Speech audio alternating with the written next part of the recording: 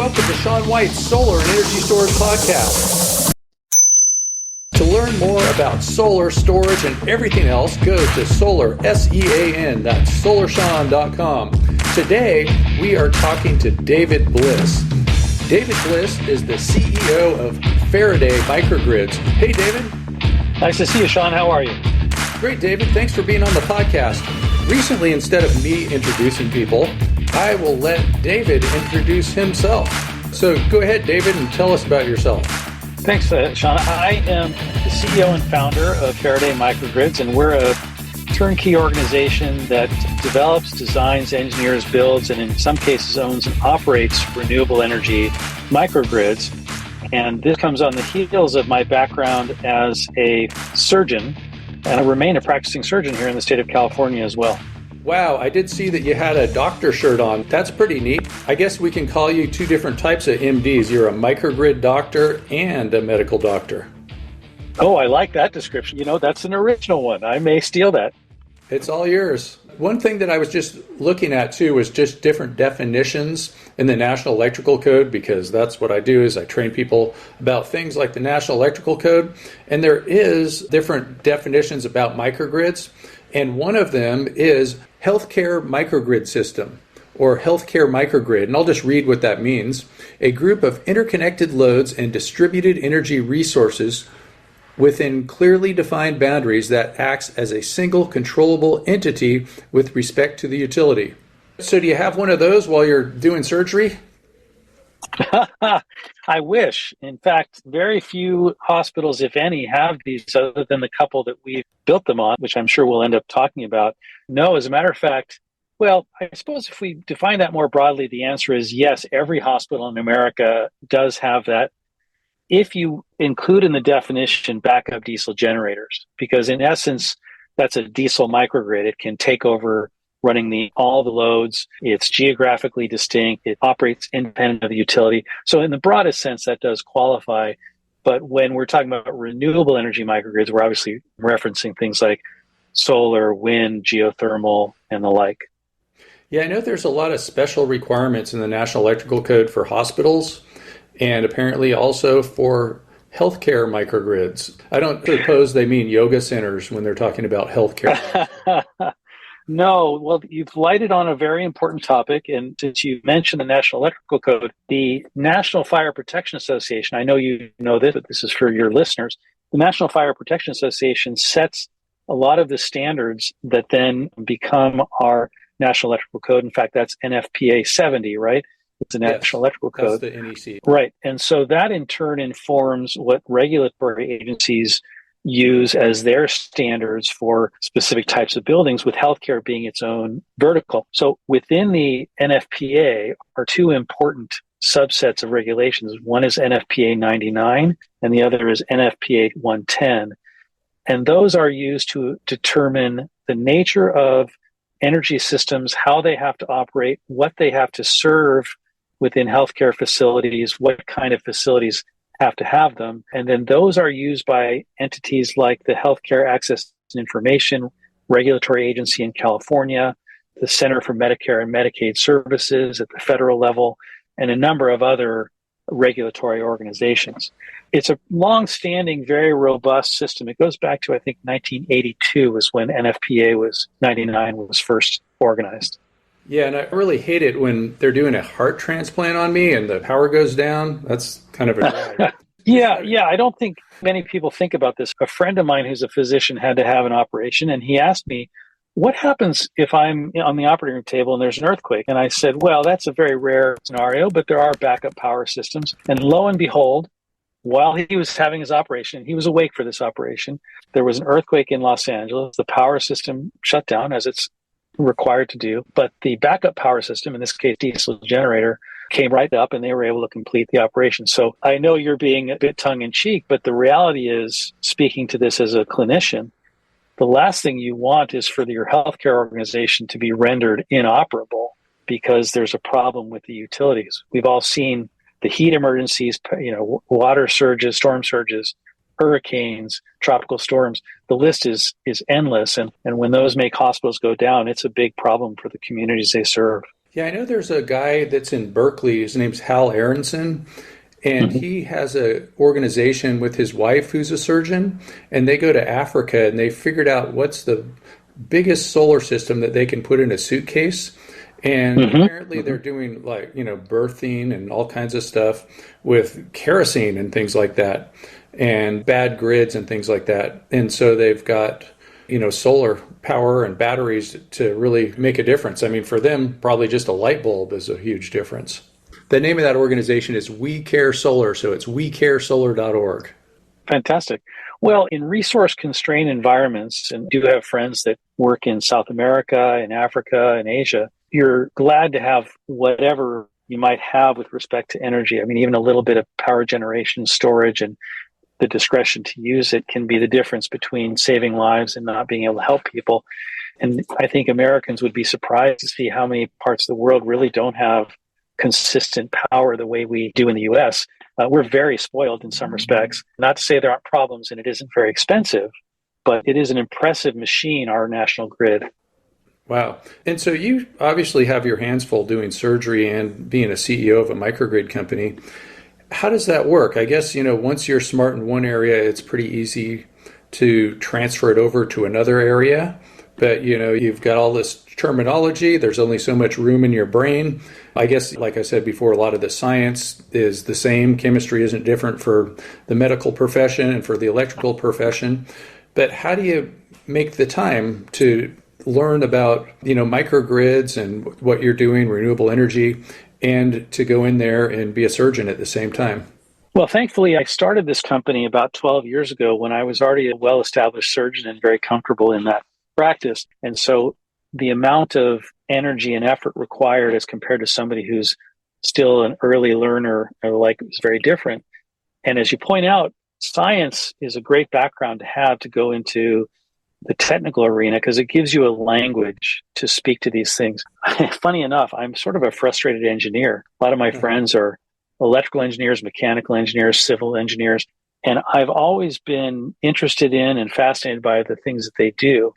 So for me, this was a really fun challenge to say, how can I learn a new language, electrical engineering? How can I learn a new set of processes, which is to say the integration of these resources, but also the business piece of it? So, there were bumps along the way. And I would say more than anything, that part has been really fun for me. I don't think of myself as an especially intelligent or adept person. And in fact, doctors are notorious for being not so great business people, but I've been very fortunate to have some good folks along the way to educate me and mentor me. The mistakes I've made have been certainly surmountable and thankfully have worked out okay and have been good learning experiences. And then, of course, I've been surrounded by a really great team that's been able to execute things. And I can be more on the vision and mission side as opposed to the execution side. Yeah, I know somebody else who's a medical doctor at Kaiser. I won't say her name, or I could just say her first name, Jean. And she also has a solar company, and I've done some work with her being on a board and things like that. So you're not the only one. No, I think as all of us get more mature, you make decisions about, do you stay on the path that you're on? And often that's perfectly great and sufficiently interesting, and it probably would have been. But I also like to be challenged and I like to grow and feel like I'm contributing. And a big reason why I got into this space was I really felt that I needed to do something to try to contribute to the health of the planet. I also, as a surgeon, but also as a parent, was interested in seeing the world be made a little bit better place. And so part of my motivation for getting into this space was to help to green our energy system, to try to bring clean energy to disadvantaged communities, and hopefully leave the earth at least a stable, if not better place for my son and for subsequent generations. Well, it seems also with microgrids, especially if you did a microgrid at a hospital or healthcare facility, there would be a lot of crossover where in things that you might understand the reasons behind that a regular electrician wouldn't, like hooking up heart machines and things like that. I think I do get a little bit of a special perspective on what emergency equipment really is and what it's there to serve. I think the electricians and the general public obviously have a reasonable sense of what might be going on inside the hospital, but I've been involved with hospital design off and on since the late 90s, not to mention, being a physician for about 35 years now. So yeah, that's afforded me a lot of insights. I would add, because of the combination of my background as a physician and then my company, I was invited to join the regulatory body in California for healthcare called the Healthcare Access and Information. And I've been the vice chair of the advisory board and chair of the energy committee, et cetera. That's also given me a view into the regulatory side. So I see this as kind of a triangle where there's the clinicians and administrators trying to operate facilities and provide the best care. There's the contractors and electricians and folks trying to upgrade and improve and green the energy systems. And there's the regulators who have to make sure that both are done safely and that the public good is served in the process. So that's been a really interesting, different set of languages to learn and to integrate together. And it's led me to participate in the rewriting of NFPA 99 standards in 2020.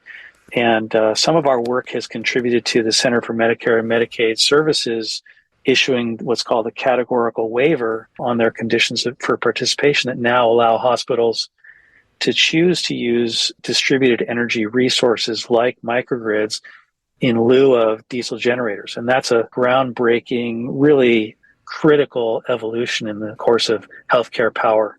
I imagine that a hospital uses a lot of power and energy, so I guess giving up on diesel altogether might be really difficult because you would need a lot of batteries and a lot of inverters.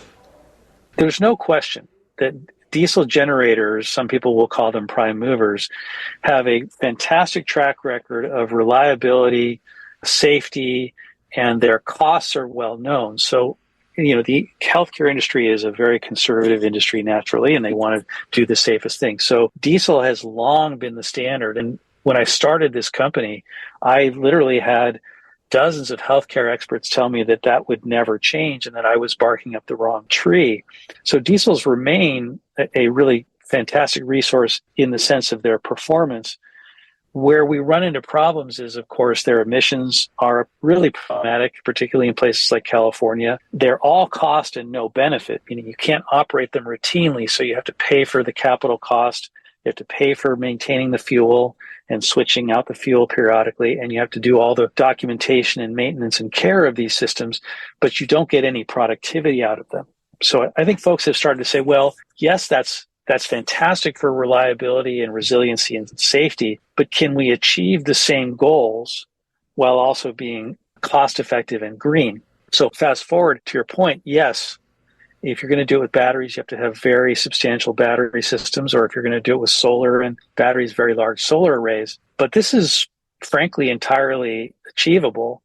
And by way of example, our current project that we're just about to commission at Kaiser Permanente in Ontario, California, has about 9 megawatt hours of battery. And that, along with the solar that's been built and the existing fuel cell, we believe will be sufficient to support the hospital for 10 hours at a time, and perhaps even longer, depending on how the hospital operates its loads under emergency conditions.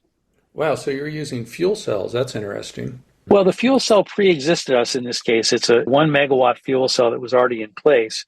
And we've collaborated with this fuel cell company on another healthcare microgrid project. So we're technology agnostic, and I think we see the future of fuel cells being hydrogen fuel cells. And so long as that hydrogen is produced in a green fashion, we really have a soup to nuts solution that can be the least carbon footprint possible. On that job, are you making the hydrogen using electrolyzers and the electricity from the solar arrays and then storing the hydrogen? So it's funny you mention that. In this particular case, no, because the contract preceded us. And so the hospital and the fuel cell company are using a different fuel resource. But it's funny you ask, because we're actually in the midst of developing a green hydrogen generation project here in the state of California. And I can't release a lot of information yet, but that is looking at using solar energy only stored in co-located batteries to then produce clean hydrogen from water using electrolyzers. Yes, our hope is to be a supplier, or at least the developer builder of this system, to be a supplier of clean hydrogen for all kinds of hydrogen applications. Yeah, I've even heard that, people talk about the grid of the future and also airplanes, hydrogen powered airplanes. And so they just have an electrical distribution center going to electrolyzers at the airport, and then they can use that hydrogen to power airplanes, which is kind of a neat thing too. Yeah, I think hydrogen is, going to be the natural gas of our future in the sense that it's going to be ubiquitously available. It will eventually become inexpensive, and it can run a whole number of different technologies, right? It can be used in combustion engines. So conventional generators can be converted to use hydrogen at least as part of their fuel, not eventually the entire fuel. There's already, I think, one or two commercial airplane companies that are producing hydrogen-powered airplanes. We're all certainly familiar with fuel cell-based trucks and cars, and those are running on hydrogen, and there's even an infrastructure to fill their tanks with hydrogen. And it's remarkably safe, reproducible, and clean. Not to say there aren't challenges. It is a different gas than natural gas to manage. But ultimately, the beauty of it is it's the cleanest energy resource other than the sun that you can come up with. Yeah, I was at the ACES conference, the American Solar Energy Society conferences, just about a week and a half ago, and the deputy director from NREL, Peter Green, gave a speech, and he was saying we're going from electrons to molecules. And so he was referencing how we could take hydrogen, which is made from electricity and water, and then we can do things like turn it into fuels. So we just add carbon dioxide, and then we can get, all the types of regular fuels that we're used to using. We can make plastic, whatever.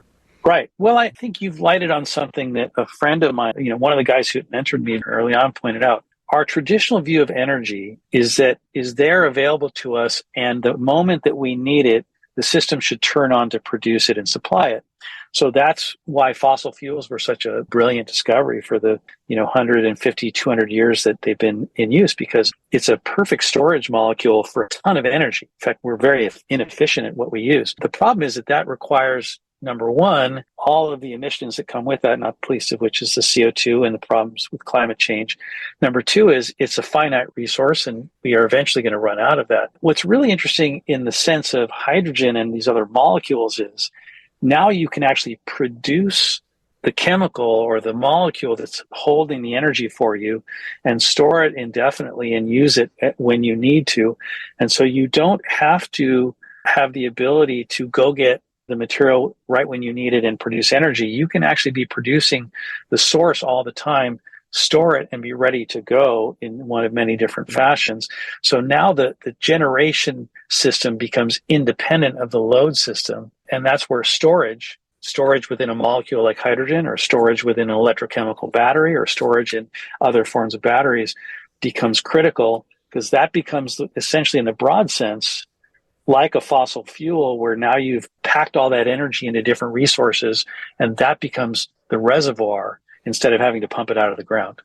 Well said. So I noticed that you named your company Faraday Microgrids, and I assume that you probably studied about Michael Faraday, who studied electromagnetism, came up with the Faraday cage. I bet you studied that in physics class when you were doing pre-med. Not only did I study that, I actually started out wanting to be a physics major when I went to college.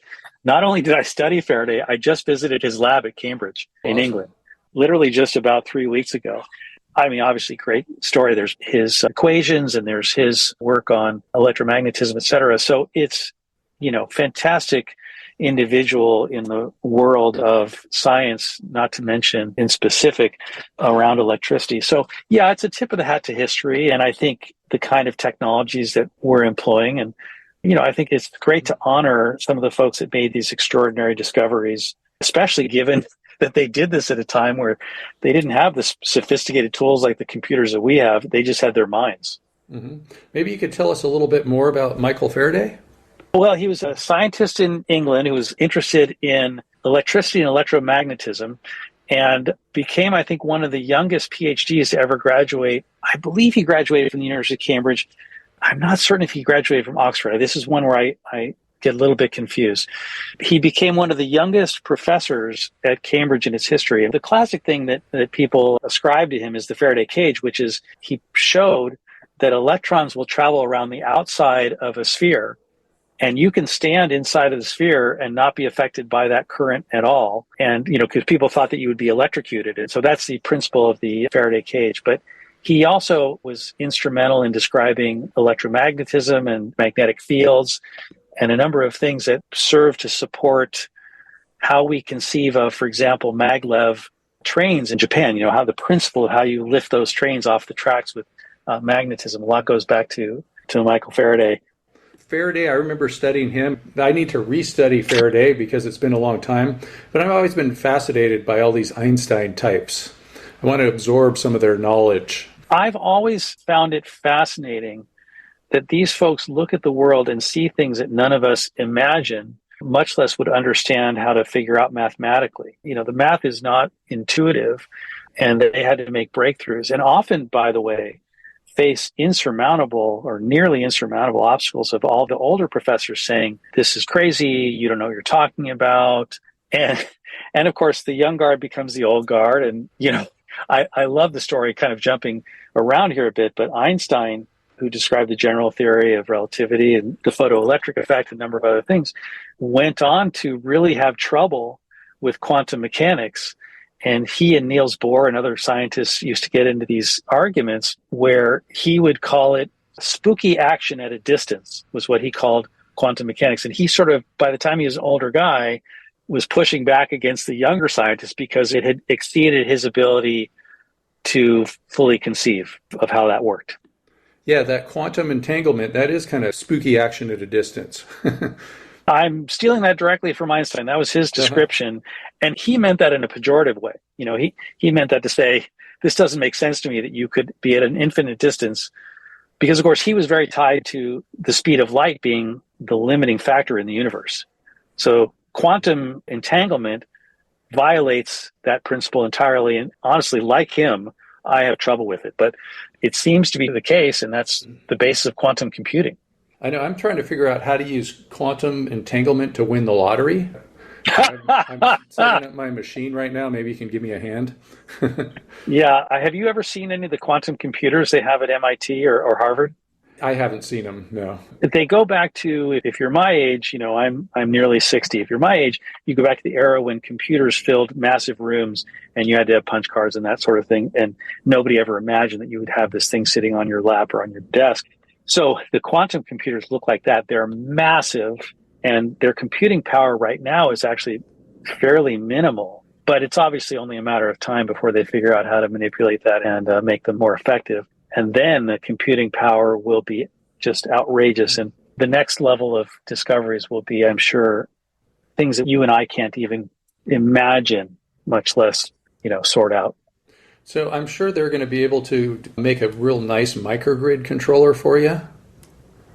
Well, I think, yeah, the microgrid controller thing is interesting. I will point out to your folks that are listening, there's a bunch of evolving standards coming out from the national safety laboratories like Underwriters Laboratory, Intertech, as well as IEEE, that will affect microgrid controllers, certainly in critical applications. And we have our own microgrid controller.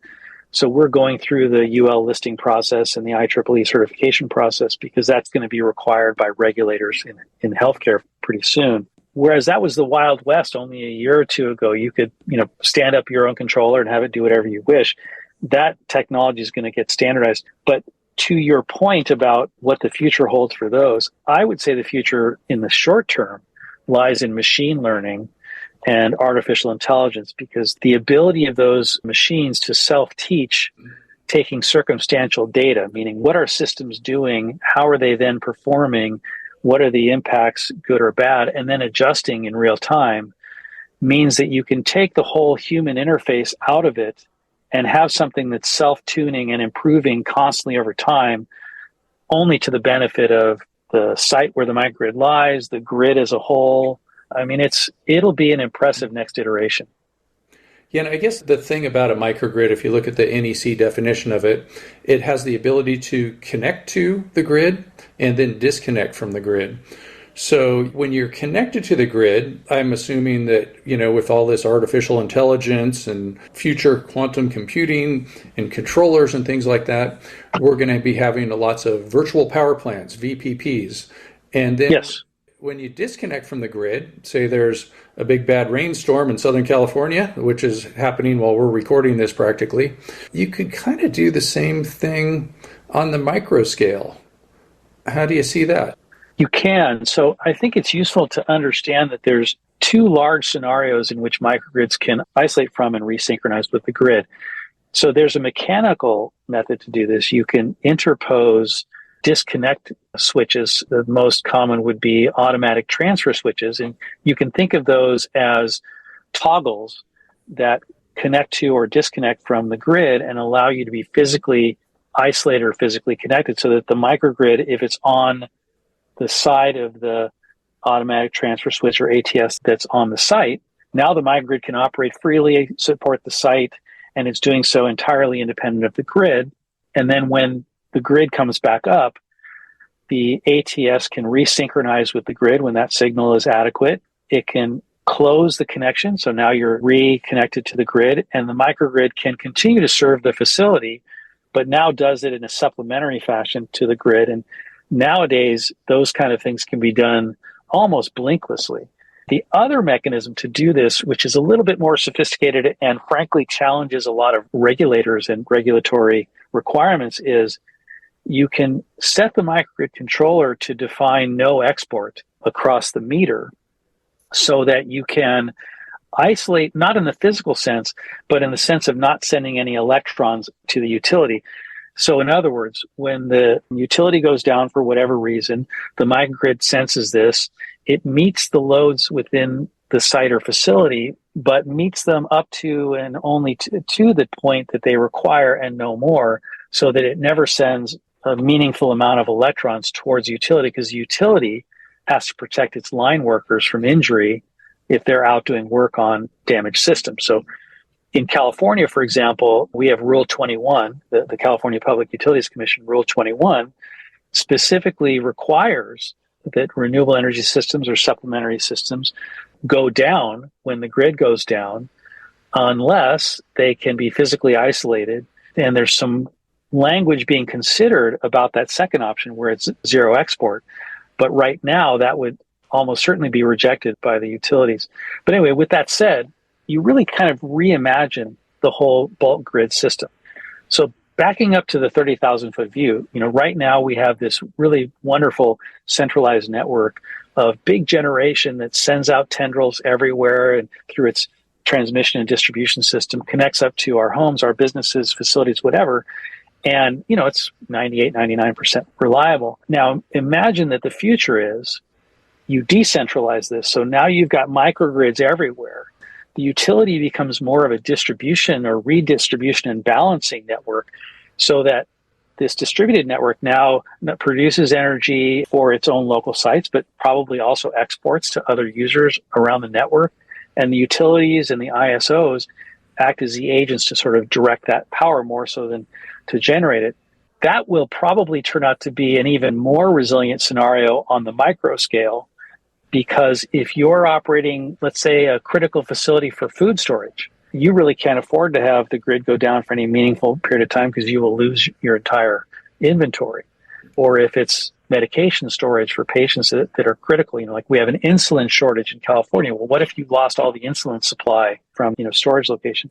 So, but now having the microgrid there means that you've got that protection against whatever centralized catastrophe might happen, and you can serve your own needs. And then finally, I would add, the thing that people don't necessarily consider is the very nature of the utility is that costs will go up over time, particularly as they have to replace systems. So we've had a couple of big nuclear facilities, one of which has already been shut down, and another one of which will need to be shut down in the next couple of years. All of that infrastructure eventually needs to be replaced, and those are billions of dollars. And that cost has to be passed to the end user, be it businesses or homeowners and renters.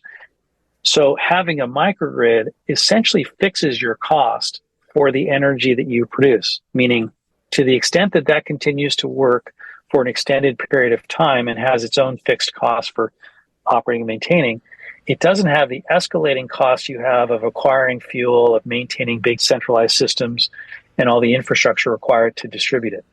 All right, Dave, how about some more topics? Do you want to throw some at me?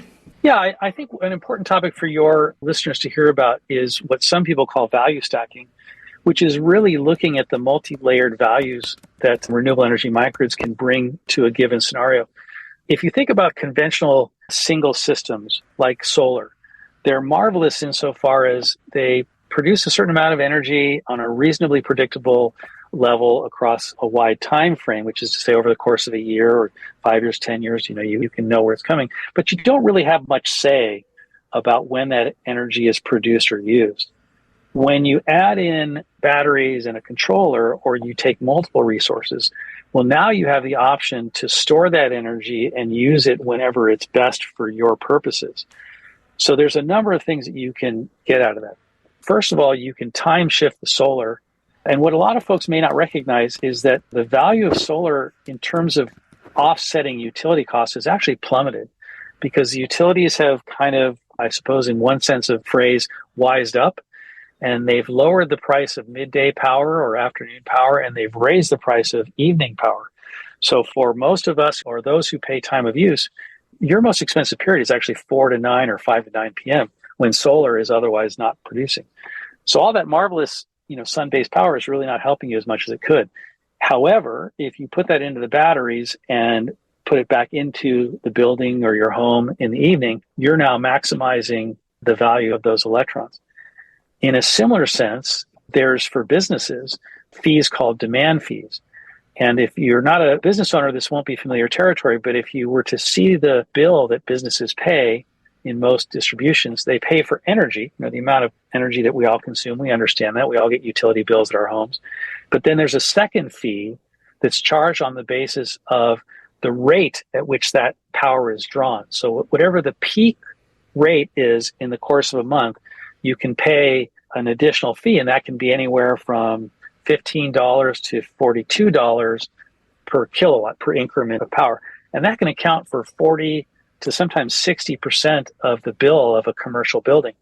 So when you take a microgrid, you now take that beautiful solar, or you could take wind or geothermal, it doesn't matter, whatever the resource is. You store it in your microgrid storage. Again, mostly these are electrochemical batteries, but it could be any other resource. And now you pump that out at the same time frame, 5 to 9 or 4 to 9 p.m., because that's when the highest demand fees are in most places. So now that those electrons are now doing double duty, they're reducing the price of energy at its most expensive point in the day, but they're also reducing those secondary, what are called demand fees. That's called peak shaving or demand reduction. So now you're really putting these generation resources like solar to the optimal work. On top of that, you can do more with batteries and microgrids, and even that. You can do what's called arbitrage. So that's where you buy energy from the utility at its cheapest, typically late at night, midnight to 6 a.m., let's just say, for example, and you fill the batteries to a certain degree with those, leave room for the solar to fill the rest. And then you use that power again at its most expensive point, typically late in the day or early evening. And you now are using cheap power to offset the most expensive power. So it's a bit like time shifting the solar, except that you're taking power from the utility and shifting when you use it instead of shifting your own solar or the like. And then lastly, I would say there's a whole panoply, a whole list of services that are emerging where microgrids can be paid by the utility or by the ISO. In California, we call it CalISO, and there's ERCOT and others around the country, paid to do certain things to the utility's benefit. And the easiest one to understand, so some people call these ancillary services. Easiest one to understand. The ISO is Independent System Operator. So those are the people pretty much working for the government, coordinating all the different utilities and power sources. Right. They're like a balancing entity. They take all the utilities, coordinate them together, and make sure it's all working right. They're all interconnected to one another. So the ISO or the utility will have periods of time, like when we have these heat emergencies in the Southwest and across the Gulf Coast, these terrible heat emergencies, everyone's air conditioning goes on. Well, now the utility can't meet that demand and it's putting strain on things. The utility actually puts out a call to producers of energy or systems like microgrids and says, if you can get rid of some amount of your power draw at your location, we will pay you for that. And they pay actually quite handsomely. In some cases, people think that that's going to be the biggest revenue that these microgrids experience. So you're not necessarily pumping the power out to the utility. What you're saying is, we would normally demand X amount of power from the utility. Well, the utility wants us to cut that by half. Well, we're not going to turn half of our stuff off in our building. We need to run our business or our home. So we'll just have the batteries pump out the other half during the time frame that the utility does this. And then the utility will cut us a check for that. So that can be worth tens to hundreds of thousands of dollars a year, depending on the size of the microgrid and the program that it participates in. So there's many other values that these microgrids have currently and will have in the future. The list is actually quite long, but it's really layering a cake of benefits on top of what you already recognize when you buy a solar system. That's energy, that's great, but now you can actually leverage these things for much greater value and stand by. That's only going to get greater and greater as we incorporate things like hydrogen storage and hydrogen energy generation. Great. So I was also going to ask you, what kind of business are you looking for right now with Faraday Microgrids? Are you too busy to even do things? Do you mostly want to focus on hospitals or hospitals and other things? What are you looking at? Also, you're developing equipment, right? You said you were a microgrid controller, so that's interesting. You could also be in the hardware manufacturing business or designing business. To take that backwards, the microgrid controller is really a software or firmware product that gets embedded in existing hardened PCs, but it's not per se a hardware product. So we're not really in the hardware space, but we definitely are in the software control space. We're wide open to develop, design, engineer, et cetera. Really we can be what's called turnkey, right? We can take a project from conception through execution and operation, or we can do any of the pieces in between. Obviously, our greatest strength and history is in healthcare. And, we've got quite a background in hospitals, clinics, and now we're working into skilled nursing facilities. But we also work in tribal communities. We've worked with food processors, and we're eager to work with food storage and other critical facilities. In essence, it comes down to anyone who's a significant consumer of power that is paying what they believe to be too much in their operational cost for utility services and is looking for a way to reduce that. It's very easy for us to tell with a quick phone call and maybe looking at a couple of their bills whether or not they could benefit from this. And our guiding principle is we're not assuming that every place can or should have a microgrid. We're actually looking to work with the places that are going to get the maximum benefit out of this. And we actually quite frequently will tell locations that there's other ways that they can achieve their goals. So not everyone is a monolith. We try to be sensitive to people's needs. By way of example, we have pointed a few businesses towards simple tariff changes that have saved them enough money that they didn't need to go through the process of developing a microgrid, and they were perfectly happy with that. And we are too, because we're trying to serve the needs of the customer, not just, sell, if you will. So, Dave, how do you suggest that people find you on the internet, do business with you, or just get to meet you because you're such a nice guy? That's kind of you to say. The easiest route to us is either to go to our website, which is conveniently Faraday, Faraday, Microgrids, Microgrids.com. So it is plural. They could also email me. It's my first initial last name. So DBLISS at Faraday, Faraday, Micro, Micro.com. And then they could always call our office at 949-305-7820 and either ask to speak with me, or my son Ryan is the chief operating officer. So he's a great resource and often customer facing. And so he's frequently more available too. So he's a great resource. But I would really encourage people to start with the website because there's a lot of material to learn about microgrids there. There's even a calculator tool that people can use to plug in some basic data about themselves and see if there might be an opportunity for them. But we're happy to work with them in whatever form that takes and look forward to talking to folks. Well, thank you, David Bliss, and also a special thanks to our buddy Michael Faraday. I'll be sure to order about 5 microgrids as soon as we get off the phone. And thanks for listening to Sean White's Solar and Energy Storage Podcast. To find out more, go to solarsean.com. Check out all my classes on the National Electrical Code and everything else. Get NABCEP certified. solarsean.com.